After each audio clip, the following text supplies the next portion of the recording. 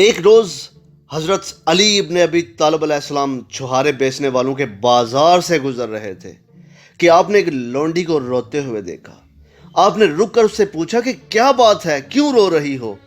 لونڈی نے روتے ہوئے جواب دیا، میرے مالک نے مجھ سے 1 درہم کے چھوارے منگوائے تھے۔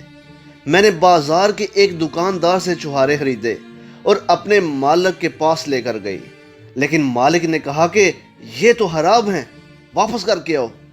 میں یہاں آئی ہوں لیکن یہ دکاندار واپس نہیں لیتا۔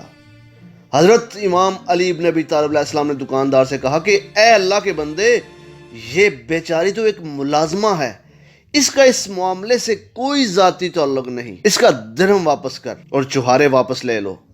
مگر وہ دکاندار حضرت امام علی ابن ابی طالب علیہ السلام کو پہچانتا نہیں تھا، اس لیے لڑنے مرنے کو تیار ہو گیا۔ شور سن کر لوگ ادھر ادھر سے آگے اور کہنے لگے، بد نصیب، کیا کرتا ہے، یہ تو امیر المومنین ہے۔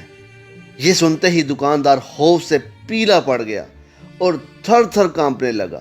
اس نے چھہارے واپس لے کر لونڈی کا 1 درہم واپس کر دیا اور ہاتھ جوڑ کر حضرت امام علی ابن ابی طالب علیہ السلام سے بولا، اے امیر المومنین، مجھے معاف کر دیجئے، جو کچھ ہوا میری لا علمی کی وجہ سے ہوا۔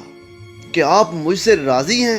تو حضرت امام علی ابن ابی طالب علیہ السلام نے کمال شفقت سے فرمایا، میں تجھ سے راضی ہوں گا جب تو اپنے حال کی اصلاح کر لے گا۔ السلام علیکم، السلام علیکم، السلام علیکم۔